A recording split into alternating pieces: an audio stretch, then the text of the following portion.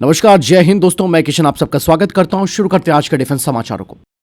दोस्तों, भारत का जो भविष्य का स्वदेशी फाइटर जेट इंजन प्रोग्राम है, अब उसमें एक बड़ा मोड़ आता हुआ दिख रहा है। दरअसल कुछ खबरें बताती है कि फ्रांस की साफरान भारत को 100% टेक्नोलॉजी ट्रांसफर करने के लिए तैयार है। मतलब इंजन का पूरा design, manufacturing technology, material science और टेस्टिंग डेटा भारत को मिलेगा इस इंजन का। और सबसे बड़ी बात दोस्तों, मैं आपको बता दूं कि इंजन पूरी तरह भारत में बनेगा। फ्रांस से इवन कोई भी हार्डवेयर इंपोर्ट नहीं होगा, सिर्फ टेक्निकल सपोर्ट उनका रहेगा।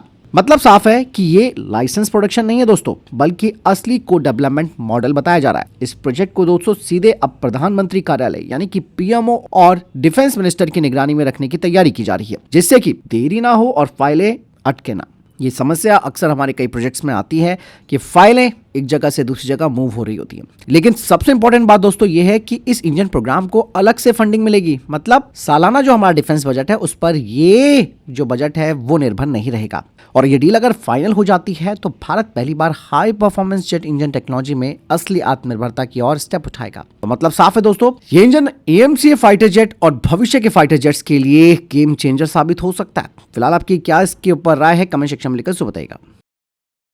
वहीं दोस्तों, बैंगलोर स्थित कंपनी ट्रिपल एस डिफेंस ने ऑफिशियली तौर पर यूनाइटेड किंगडम के महत्वाकांक्षी प्रोजेक्ट ग्रेबन में भाग लेने की घोषणा कर दी है। और ये जो प्रोजेक्ट है दोस्तों, वो ब्रिटिश सेना की पुरानी SA-80 राइफल सीरीज को बदलने के लिए उन्होंने शुरू किया है। प्रोजेक्ट ग्रेबन की बात की जाए तो इसके तहत यूनाइटेड किंगडम अपनी सेना को मॉडुलर, हल्की, घातक और अधिक विश्वसनीय नेक्स्ट जनरेशन के असॉल्ट राइफलें देना चाहता है। इस रेस में अब भारत की एंट्री हो चुकी है। ट्रिपल एस डिफेंस ने दोस्तों खुद अपने सोशल मीडिया प्लेटफॉर्म एक्स पर इस बारे में जानकारी दी है। यहाँ पर दोस्तों ट्रिपल एस की बात अगर मैं करूं तो ये पहले से ही भारतीय सुरक्षा बलों को आधुनिक राइफल सिस्टम सप्लाई कर चुकी है। इन हथियारों का परीक्षण ऊंचाई वाले इलाकों में किया जा चुका है, रेगिस्तान और कठिन परिस्थितियों में किया जा चुका है। ट्रिपल एस डिफेंस की बात की जाए दोस्तों, ये एडवांस पॉलीमर और हल्के मिश्र धातु का इस्तेमाल करके अपनी राइफल्स बनाती है। इनका एर्गोनॉमिक डिजाइन है।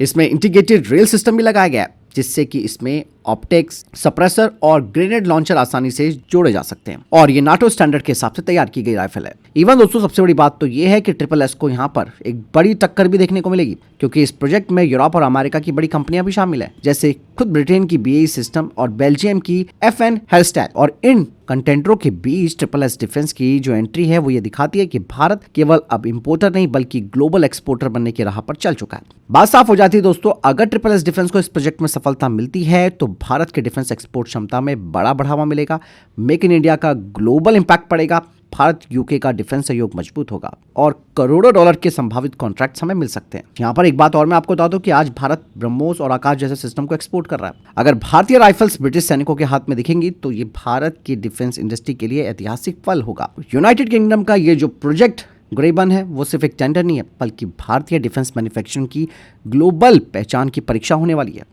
फिलहाल आपको क्या लगता है दोस्तों, क्या ट्रिपल एस डिफेंस यूरोपीय दिग्गजों को टक्कर दे पाएगी? क्या ब्रिटिश सेना की अगली राइफल हमारी देश में बनी राइफल होगी?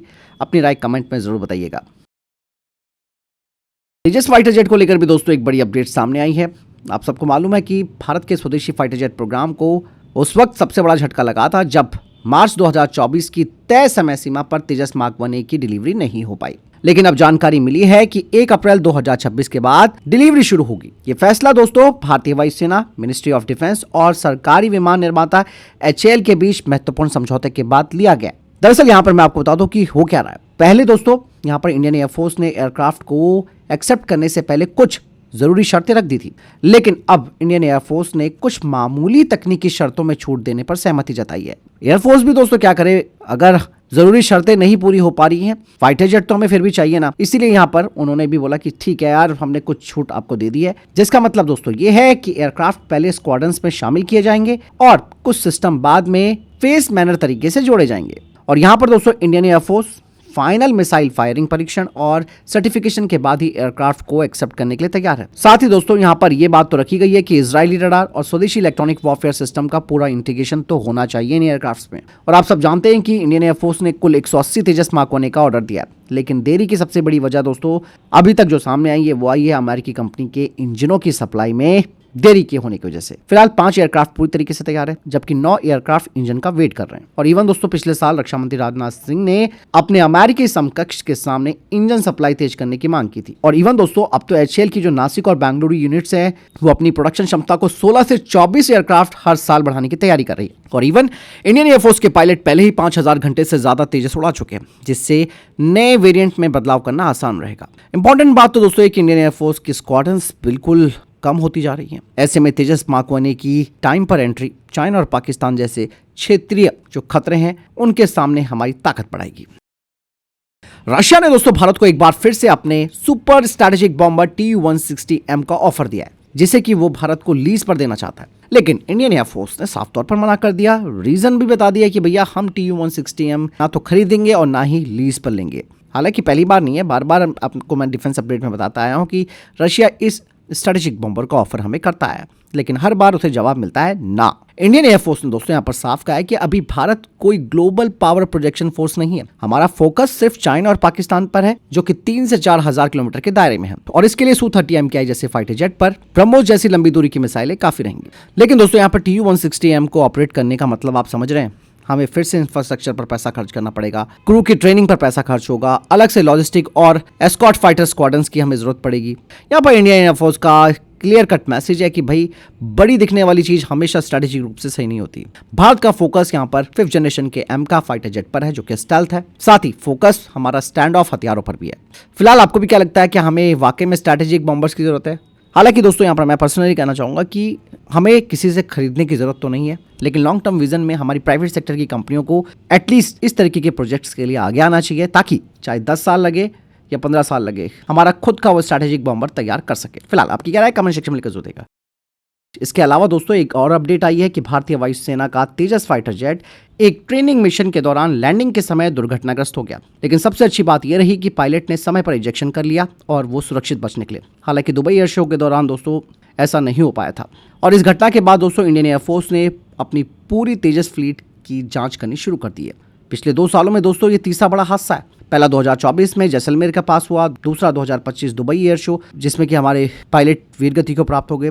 ये एयरक्राफ्ट एचएएल ने बनाया है, ये भारत का खुद का स्वदेशी फाइटर जेट प्रोग्राम है। लेकिन दोस्तों ऐसे में इंडियन एयरफोर्स पहले स्क्वाड्रन की कमी से जूझ रही है और इस तरीके की दुर्घटनाएं तेजस की विश्वसनीयता पर सवाल उठा रही है। हालांकि अब जांच तो शुरू होगी कि आखिर वजह क्या थी, मेंटेनेंस की चूक थी या फिर कुछ और। हालांकि दोस्तों कुछ अटकलें तो ये भी बताई जा रही हैं कि शायद जी ने जो इंजन हमें एक्सपोर्ट किए हुए हैं, शायद उनमें भी कोई प्रॉब्लम आ सकती है। हालांकि मैं ऑफिशियली कुछ नहीं कह रहा दोस्तों, बट कुछ डिफेंस एक्सपर्ट्स कह रहे हैं कि हो सकता है कि अमेरिका ने हमें इस तरीके के इंजनों की सप्लाई की हो, जिसकी वजह से प्रॉब्लम आ रही है। फिलहाल आपको क्या लगता है दोस्तों, कमेंट सेक्शन में लिखकर जरूर बताइएगा। वहीं दोस्तों भारत और फ्रांस के बीच जो 114 राफेल फाइटर जेट को लेकर बातचीत तेज हो रही है। ऐसे में बताया जा रहा है कि ये डील काफी हद तक उस ऐतिहासिक मॉडल जैसी हो सकती है जैसे भारत और रशिया के बीच Su-30 MKI को लेकर हुई थी। और आप जानते हैं कि भारत अब Su-30 MKI को खुद ही तैयार करता है। उस वक्त एचएएल ने लाइसेंस प्रोडक्शन के जरिए पूरा मैन्युफैक्चरिंग इकोसिस्टम खड़ा कर दिया। अब वही फॉर्मूला रफाल के साथ अपनाया जा सकता है, लेकिन ज्यादा एडवांस शर्तों के साथ। इस बार फोकस सिर्फ असेंबली पर नहीं है दोस्तों, बल्कि technology transfer, local supply chain और लॉन्ग टर्म मेंटेनेंस आत्मनिर्भरता पर है। यानी कि भविष्य में स्पेयर पार्ट्स, अपग्रेड और सपोर्ट के लिए भारत को विदेश पर कम निर्भर रहना पड़े। हालांकि दोस्तों राफेल अपने ओरिजिनल फ्रेंच सिस्टम के साथ ही आएगा, लेकिन भारत कोशिश कर रहा है कि ज्यादा से ज्यादा प्रोडक्शन और सपोर्ट सिस्टम हमारे देश में रहे। अगर ये डील फाइनल होती है तो सिर्फ 114 जेट्स की खरीद नहीं होगी, बल्कि भारत की एयरक्राफ्ट इंडस्ट्री को नेक्स्ट लेवल पर ले जाने की कोशिश होगी। फिलहाल आप क्या सोचते हैं इस बारे में, अपनी राय जरूर दीजिएगा। दोस्तों जम्मू कश्मीर के किश्तवाड़ जिले में सुरक्षा बलों को एक बड़ी सफलता मिली है। दरअसल भारतीय सेना ने जैश-ए-मोहम्मद का एक टॉप कमांडर समेत 2 आतंकी ढेर कर दिए। ये कार्रवाई दोस्तों भारतीय सेना की व्हाइट नाइट कोर के नेतृत्व में ऑपरेशन तलाशी 1 के तहत की गई है। सेना, जम्मू कश्मीर पुलिस और सीआरपीएफ ने खुफिया जानकारी के बेस पर एक ज्वाइंट ऑपरेशन चलाया। कठिन पहाड़ी और डेंस जंगल वाले इलाके में सुबह करीबन 11 बजे मुठभेड़ शुरू हुई और सुरक्षा बलों ने दोस्तों इन दोनों ही आतंकियों को ठोक दिया। और मौके से इनके पास कई सारे हथियार मिले हैं, जिसमें कि AK-47 राइफलें भी हैं। सेना ने साफ तौर पर कहा कि जो भी शांति भंग करने की कोशिश करेगा उसे छोड़ा नहीं जाएगा। कहा जा रहा है कि इस इलाके में विदेशी आतंकियों का एक ग्रुप लगातार ठिकाने बदल रहा है और सुरक्षा बलों ने अब उनके लिए तलाशी अभियान शुरू कर दिया। इवन गृह मंत्री अमित शाह ने भी साफ तौर पर निर्देश दे दिए कि पूरी तरीके से इन आतंकियों का सफाया किया जाए। तो फिलहाल ये थे अभी तक के टॉप डिफेंस अपडेट। वीडियो के सामने कोई प्रश्न जवाब है, आपको कोई सवाल है, कमेंट सेक्शन में लिखकर जरूर पूछेगा। वीडियो को लाइक और शेयर जरूर कीजिएगा। ख्याल रखिएगा अपना। जय हिंद, वंदे मातरम।